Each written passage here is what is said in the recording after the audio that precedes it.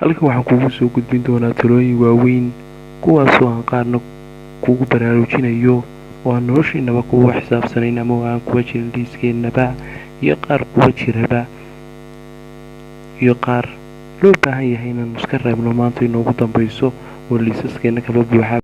ay kow ka tahay bilaa howlaana oo aanad dana gaaraba yeelan oo aad iska socoto uun si aad waqtigaaga ugu disho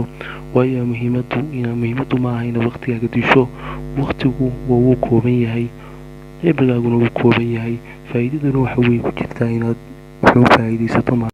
haddii kale noloshaadu waxay kuba jirtaa khasaare oo lama baahnaba inaad nolosha sii joogto waayo meedhaankaba adigu waxba ma badhaantid oo iyagaaba kaa fiican waxay u ordaanba siday nolol maalmeedkooda u maarin lahaayeen adigu balse laakiin waxaad u joogtaa dunida si aad iskaga noolaato. Dhibabka ugu waaweyn ee noogu haybsiga badanna waa iska fadhiga faraku-tirirka ah ee qofku intuu koob shaaha iska soo qaato uu meel fadhiisto oo yidhaahdo yaa hebel baa sidaa yidhi ama hebel baa sidaas yidhi reeqan saxan oo aadan sidaa ahayn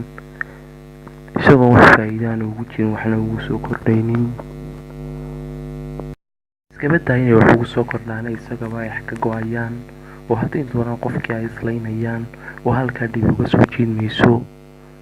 oo aan sidaas macal joojinayn haddii qowl kasta lagu akhriyo waana dhibta ugu weynayna haysta dadkeena Soomaalida ah oo loo baahan yahay caadada inaanu iska dayno xun diinteenna iyadoo nagu boorinaysay inaanu iska dhaafno meel fadhiisiga ayn danaheena raacano oo waxay soo kordhin karna nolosha usoo kordhino wakii nabigula lahaa qofka casabiga ah ama qabyaalada doona annaga nagama mid maaha dadka islaamka kuma jirtid qabyaalada xun oo quran oo aad wax u yeelaya adiga diintaadiina uga baxday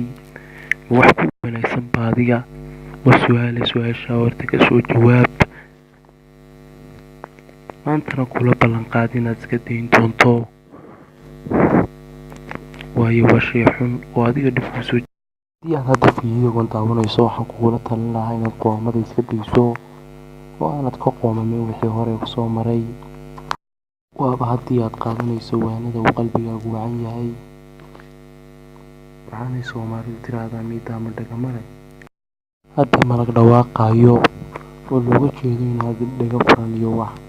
qalbiga wanaagsan ba aanad lahayn oo aad waxba weelaynayn waayo wax tagay tiigsimaad male waqti tagayna lama soo celin karo waana sababtaan ku leeyahay qoomada iska daa noloshaada hore kasii wado toddobaad kastana ba xirfad cusub waana muhiim inaad toddobaad kasta barataa xirfad cusub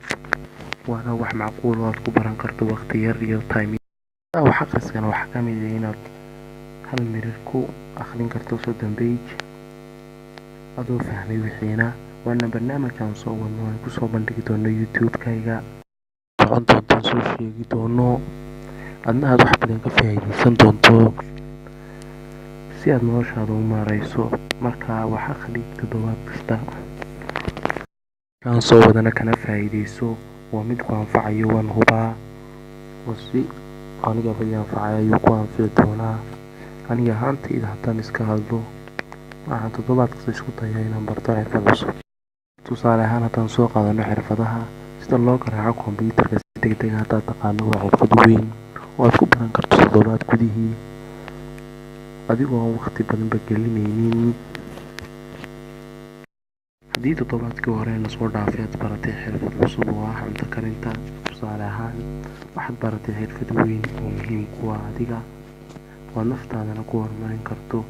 waana guul aad gaadhay waxaa jirtay 2 YouTuber oo walaalaha oo toddobaad kasta isku dayay inay bartaan luqad cusub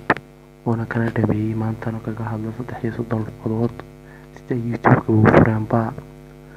meel dhowtoon waxaan arkayay iyagoo baranaya luqadda Turkiga basically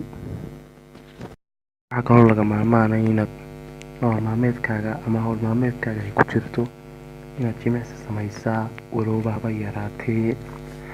taasoo noloshaada kaa dhigaysa mid caafimaad qaba oo jir caafimaadana waxaa u qaban karaa shaqooyinkii iyo hawl maalmeedkii kale ee muhiimka u ahaa waana hawl muhiima inay kugu jirto waxaana jira xirfado kale aad baran karto oo muhiim ah oo qaar jira toddobaad ku baran karto oo aan iyagana soo wadan youtube-ka kusoo bandhigi doono xirfada aad toddobaad ku baran karto iyo qaarad bil ku baran kartaba iyo qaarad maalin ku baran kartaba. walbaana waa macquul, dunida waa la samayn karaa. iminka adiga la yaab bay kula tahay kuwa maalinka lagu baran karayo kuwa toddobaadka, waayo wax walba oo adduunka waa macquul. tijaabo walbana waa lagu sameeyey dunida oo wax macquul aan ahayn baa macquul laga dhigay. maalin waxa jirtay aanu leyrku macquul ahayn oo dadi macquul ka dhigeen. maanta u tafaaxaydo si aad isu bedeli lahayd adoo ahdaaf qoranaya saddexa oo aad ka mid dhaliso toddobaadkan, iskuna abaalmari intaad isxisaabiso maalintaadaasi. ku mahadsantahay daawashada muuqaalkan. like saar channelka si aad noogu noqoto dhiirigelin. subscribe saar si kuu soo gaadho fiidiyowgaygu. sheerna dheh. intaynaan kala tegin, jidka guushu waa dariiq loo baahan yahay inaad kufto, waayo kufid kastaa waxay wadataa duruus aad kaga gudbi karto fasalka xiga. waxaanan ku soo raacin doonaa barnaamij kasta waraaqan kugu dhiirigelinayo sidan oo kale si aad isbedelkaaga uga taliso. noloshana waxaan ka bartay inaanu jirin wax ku bedeli kara haddii aanad adigu isbedelka diyaaru ahayn.